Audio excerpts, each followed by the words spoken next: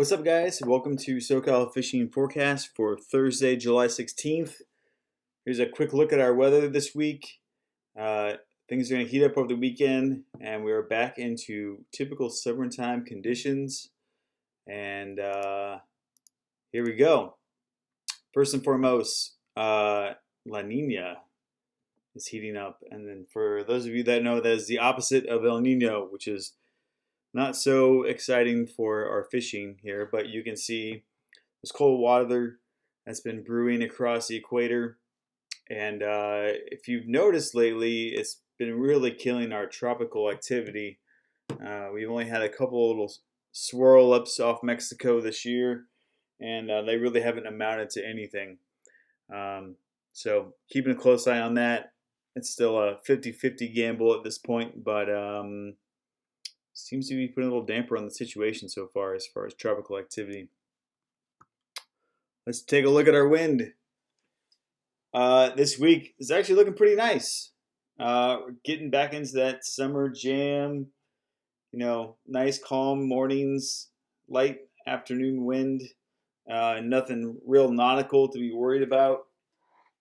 Friday looks spectacular. Saturday, same as well. And there's a little bit of extra wind in the afternoon on Saturday, but by the time that hits, you'll probably be out the water, and it's pretty brief, so I wouldn't be too concerned about it at the moment. But coming into Sunday, things ramp up a little bit more, and into the next week as well. You'll zoom out so you can see a little bit more of this weather pattern that's moving through here, but those winds really ramp up next week. So if there's a time to fish, it's going to be this week for sure.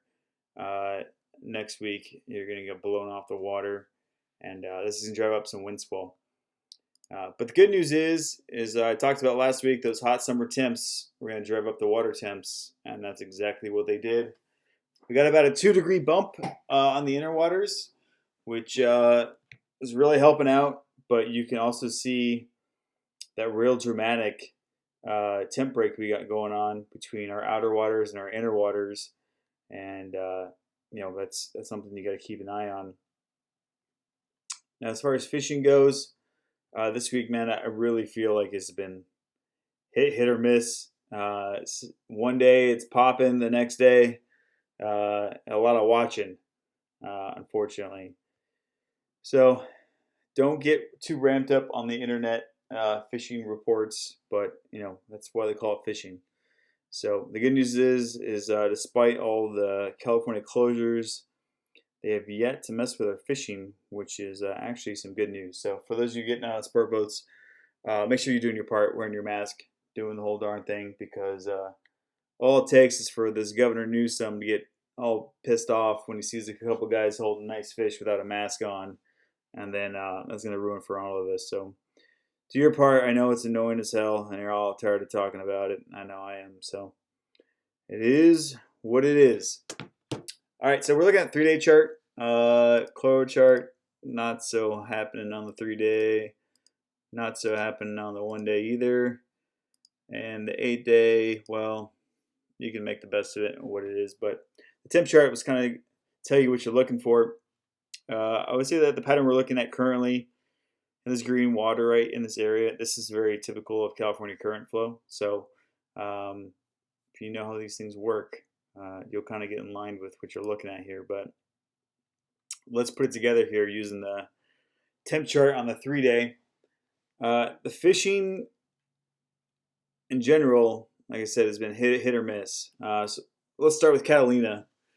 Catalina has been awesome for bass. The calico bass have been popping up everywhere, anywhere on the island. You're still going to get that run of bonito and barracuda in there as well. Seems like that's been working. Nobody's been going to the Nick this week. It's been out in the wind, and it's going to be back in the wind. So I kind of think that's done for now, at least next week. Catalina, same thing. Yellows, they're there, but they're spotty, man. I mean, nothing dynamite. If you find them, you're a hero. If you don't find them, you're a zero. So if you're going to Catalina, I'd be focusing on the bass bite. And if you happen to find some yellows, get into it. Bring a jig stick, bring some sardines. It doesn't seem like they really care about the squid too much. The bass like the squid. They never say no to squid. However, the Carnage is having some tough trouble finding that squid on the backside. They only got a little bit last night, and it seems like it was sold out at 6 a.m. So I wouldn't get too excited about it. But that's what's going on at Catalina. San Clemente Island. Navy's been busy this week, so it hasn't been fished a lot. However, there's been a couple guys looking around today, and this weekend appears to be free. So this would be the island I would be targeting personally of the most accessible ones. Pyramid Cove, it's got a little bit of squid in the caves area. You don't need it really. I mean, they're there, but you don't necessarily need it for this area. The front side, the usual spots. I've been working, especially in the southern portion of the island. Been biting the sardine just fine. Now, the north end of the island, the Nine, the Dunes area, even West Harbor, it seems like the fish a little bit more into the squid there. So you don't have to have it, but if you only got the Dean, I'd be hitting the south end or the east end of the island. Seems to be working better there. Tuna fishing, my God, it's been wild. Every day is a new day. I'm kind of zooming in here so we get a little bit better picture of what's going on. But there's been fish generally in this entire area all this week. Now, it's been moving around a lot, and to be honest, it's really frustrating, I think, for a lot of offshore guys, because they'll find fish one day, there'll be a pile of fish. Specifically, let's talk about San Salvador Knoll area. There's been a pile of fish here. I saw them a couple weeks ago. They didn't want to bite, not a damn thing. Bluefin, yellowfin, fish anywhere from 30 to 80 pounds, at least on the bluefin side. They're there. They don't always bite every day. So you'll see one day there'll be a pile of sport boats there, and they'll get them, and then the next day they won't, and they'll move out. So today, Wednesday, it seems like the 302, 226 area was working really well for a lot more of the boats, and they seem to be a lot more active in this area, especially for yellowfin. And I would tell you that that's been the most popular area for yellowfin. And the reason why they're fishing this area is because there's not bluefin, and you know how picky bluefin are. Now, there has been some fish a little bit lower by the 371, 425 area. Kelpetty, bluefin, yellowfin, yellowtail. They're kind of all around this entire area right here. Not as low as the upper hidden. No one seems to be really fishing that area as of now. But that's what's happening there. The corner of the 43, this seems to be a popular area for the bigger bluefin. Again, one day they're there, one day they're not, or they're not showing. However, we've been seeing bluefin all the way, below Pyramid Cove, almost 10 miles south, even east of the 81.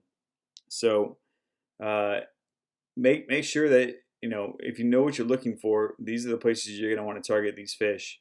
But I can tell you this last week, they really just haven't been that consistent. It seemed like over the weekend it was pretty hopping.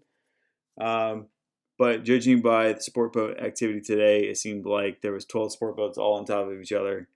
And that usually isn't very conducive to anybody else that's trying to get into that area. All these fish being driven over all day long. Unless it's straight yellowfin, they're not going to want to pay attention to you. Lastly, I'll touch base in the Coronados. To be honest, guys, the fishing has not been that great. It's kind of slim pickings. You can do the usual things to do to stop and pick up these fish, slow troll sardines, rapalas, and try to locate them. But they've been thin and not active, kind of like Catalina. I mean, not as bad as Catalina, but if Catalina was a 1 to a 2 on a scale of 10. Coronados are a 3 to a 4. So a lot of these boats have been skipping by the island and just going fishing offshore for kill patty, yellowtail. It seems like they're a lot more reactive on the patties than they are at the island. So that's it for this week, guys. Have fun, be safe. As always, please like, share, or subscribe. We appreciate the follows, and you can always find us on the gram at chasing_pelagics. Have a great weekend, guys. Take care.